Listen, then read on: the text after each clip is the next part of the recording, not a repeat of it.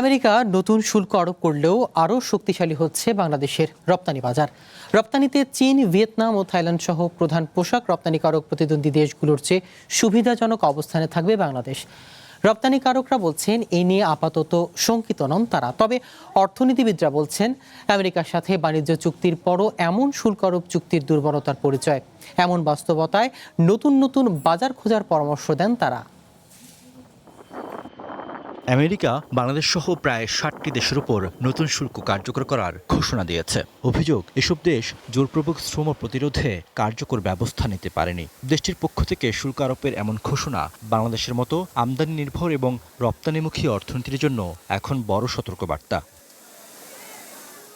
নতুন সিদ্ধান্ত অনুযায়ী বাংলাদেশ থেকে আমদানিকৃত পণ্যের উপর বিদ্যমান মোস্ট ফেভার্ড নেশন বা MFN শুল্কের পাশাপাশি অতিরিক্ত 10% শুল্ক আরোপ করা হবে।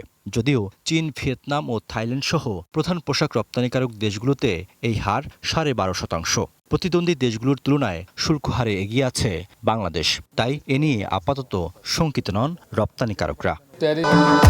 ভবিষ্যৎ হোক নিরাপদ, বিনিয়োগ হোক বিশ্বস্ত, আর আমার পছন্দ সল্ট বে। ওয়েলকাম টু সল্ট বে। ট্যারিফের হারের যেহেতু পরিবর্তন হয় নাই, সুতরাং এটা আমাদের ক্ষেত্রে কোনো বাড়তি সুবিধা অসুবিধা কোনোটাই বয়ে আনবে না। যদি সুবিধার কথা বলেন যে আমাদের প্রতিদ্বন্দ্বী দেশ ভিয়েতনাম, তার ক্ষেত্রে 12.5 হয়েছে, সেই ক্ষেত্রে আমরা কিছু অ্যাডভান্টেজ পেতে পারি। চীনে 12.5 হয়েছে, সেক্ষেত্রে কিছু অ্যাডভান্টেজ পেতে পারি। ইমিডিয়েটলি ভয় পাওয়ার কিছু নেই। It is a diplomatic continuation of discussions and dialogue, যার মধ্যে দিয়ে আমরা একটা কম্পিটিটিভ স্থানে থাকতে পারব।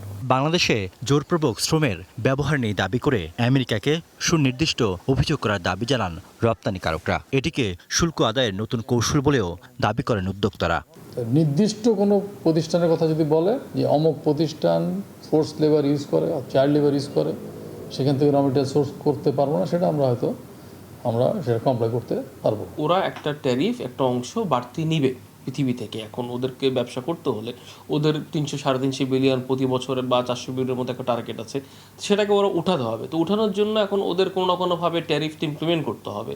তো এখন এটাকে আইনি কাঠামোতে আসলে জিনিসটাকে স্ট্রাকচার করে ছাড়া আর কিছুই না। তবে আমেরিকার শুল্ক আরোপের বিষয়ে এই অর্থনীতিবিদ বলেন, বাংলাদেশকে দীর্ঘমেয়াদে এই শুল্ক চাপ বহন করতে হবে, যা প্রভাব পড়বে সার্বিক রপ্তানির উপর। বাংলাদেশ সাম্প্রতিক কালে মার্কিন যুক্তরাষ্ট্রের সঙ্গে একটি agreement on reciprocal trade, ART বলা হচ্ছে, এটি স্বাক্ষর করেছে। দুর্ভাগ্যজনকভাবে এই ধরনের শুল্ক আরোপটি এটাও ইঙ্গিত করে যে এই ধরনের চুক্তিগুলোর এক ধরনের দুর্বলতা, এবং সেই চুক্তির ক্ষেত্রে খুব বেশি যে বাংলাদেশের কোনো ফল আসলো না, সেটাও কিন্তু এই ধরনের শুল্ক আরোপের মাধ্যমে সেটা ইঙ্গিত দেয়। তবে জোরপূর্বক শ্রমের ব্যবহার, শিশু শ্রমের মতো অভিযোগ থেকে বাংলাদেশকে বের হয়ে আসতে সরকারের নীতি ও আইনের সঠিক প্রয়োগ নিশ্চিত করার পরামর্শ দেন বিশেষজ্ঞরা।